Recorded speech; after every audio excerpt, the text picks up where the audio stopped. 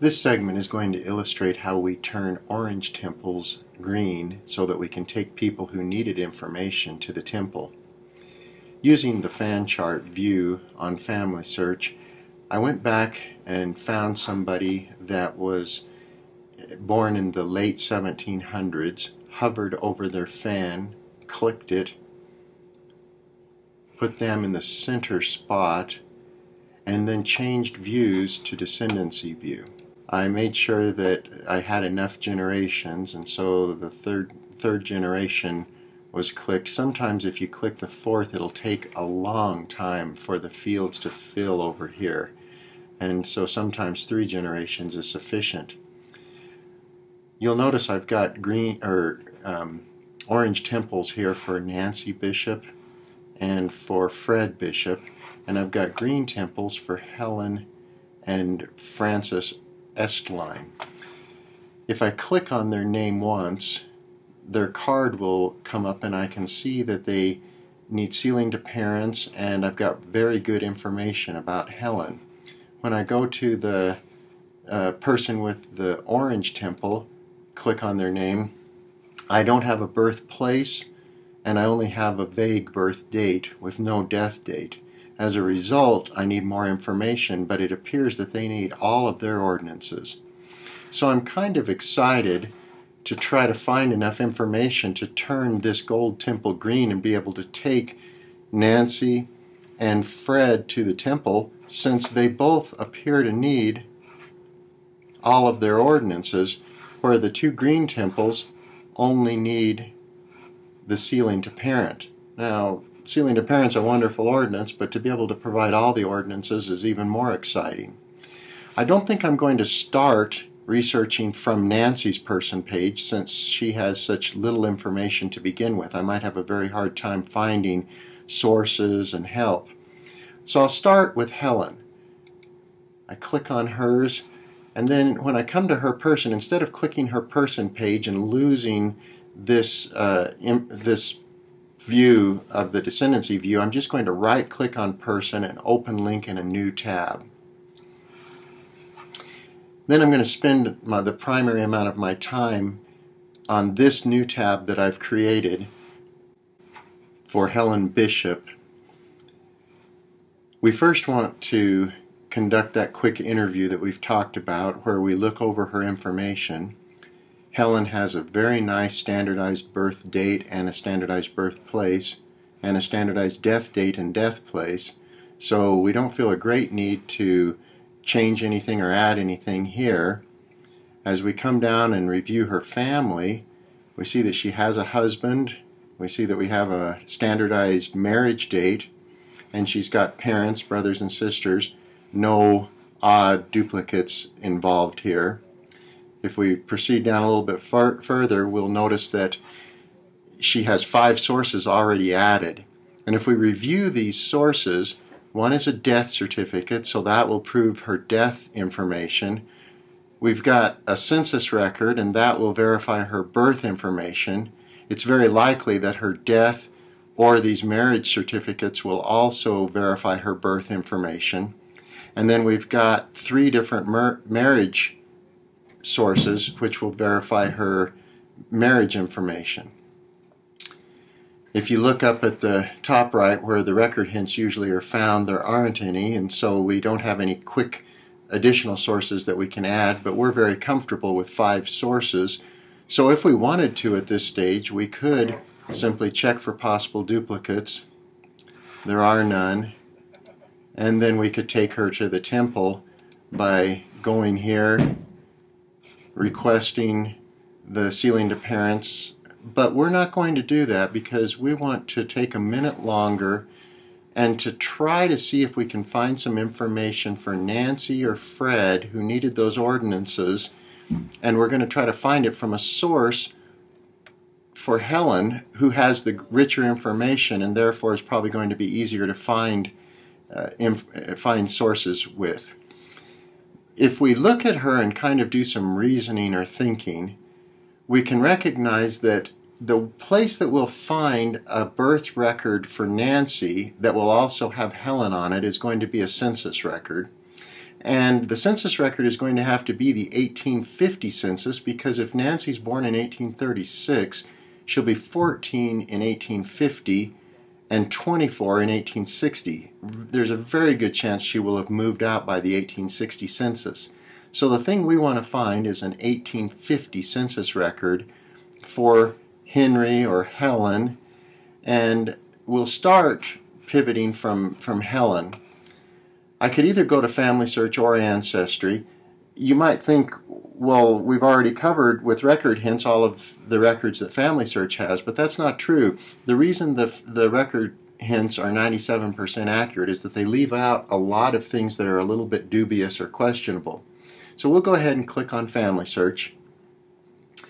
The pre-filled fields appear up here, and what we're going to do, knowing that we only want a census record for 1850, so we're going to come down to Type and say Census, and then we're going to come down to Collections, and we're going to say that all we want is the United States 1850 Census, and then we'll filter those results.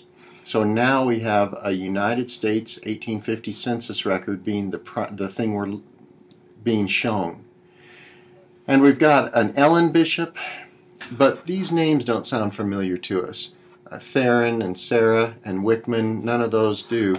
But for this Helen, as we look at it, we've got a Jane and a Nancy and an F.E. and an F.A. And if you'll recall, the brothers and sisters, Nancy and Mom is Jane. We've got Francis Estline and we've got Fred. So this is our family. So if I come back up here and I open the census record, we can verify it a little bit more now that we look at it. We've got Jane, Nancy, Helen, F.E., F.A. Jane, Nancy, Helen, F.E., F. I'm assuming that Fred's middle name starts with an A. We have to ask ourselves, what happened to Henry, who's the dad? We don't seem to have him on this record, and instead we've got Helen Bishop, who's a male. We've got a problem here. There's a mistake.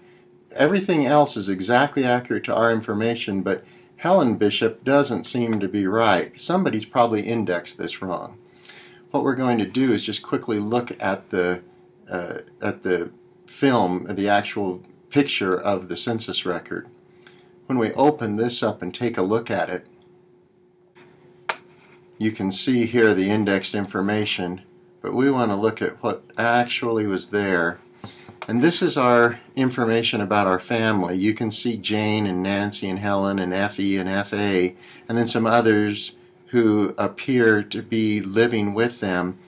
But why in the world they indexed Helen with this H is beyond me. This is Henry instead of Helen.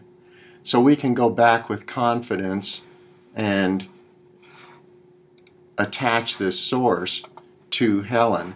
Now the problem that we're going to face, it's not a terrible problem, but if we could have come from Henry for this source, we would have been able to attach to the children. The children would have been listed over here as well. We're going to have to do this a little bit more tediously, and so we will attach Helen to Helen, and we will say that this verifies birth and relationships.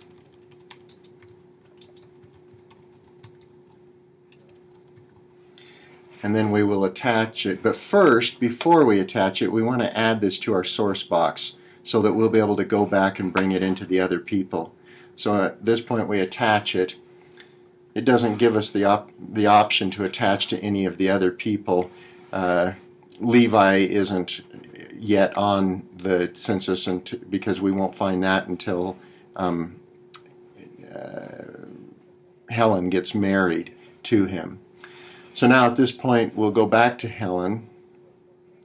We've added an additional source, and so now there will be 6 sources in Helen's information instead of the 5 we had before. But we don't really care about this source for Helen. We didn't need that. What we care about this source for is Nancy and Fred.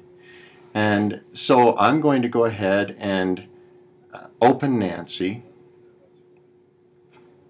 and open her person page. And I'm going to come down here to sources, and I'm going to say attach from source box. We saved that source in our source box right there, and so we're going to click this and we're going to attach it, attach the source, and we're going to say that this source verifies birth and relationships. And now attach it. If I go back now to Nancy, Nancy's source is now down here that we've just added. And I'm going to open this source. It's not tagged to anything. I'm going to tag it to her name, her sex, and her birth. And so all of those things will be proven by this source up above.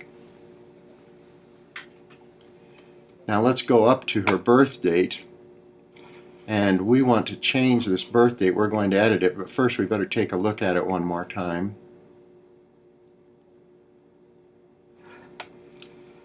Nancy's, when we look at Nancy in here, she's 14 in the 1850 census. So if we subtract that, we're going to have 1836, and New York be her birth date and place. So if I come back to Nancy now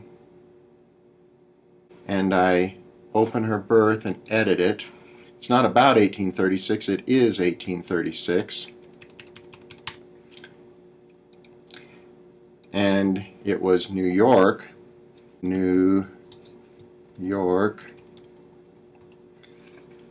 States, and I say verified on census record, and I save it. Now I close that up, and I have now proved her birth date and her birthplace. And what I want to do at this point is go and check for possible duplicates. There aren't any. But if you come up here to Nancy, who before didn't have the opportunity to have her ordinance requested, now they are, because enough information is there.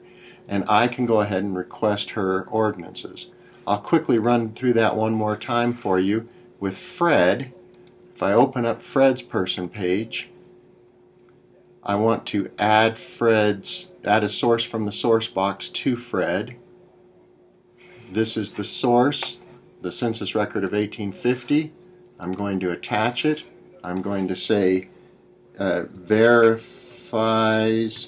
birth and relationships. I'm going to attach it.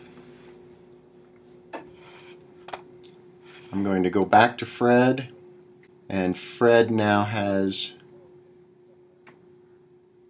the source at the bottom. You can see we have it there. If I come and open this source, I'm going to remember that we have an FE and an FA. This is the Fred we want. So in 1850, he was 2 years old. We'll say 1848 is his birth date in Michigan. I'll come back to Fred,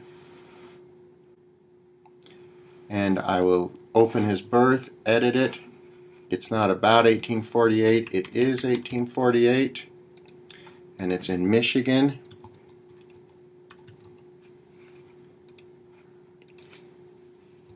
Verified on census record.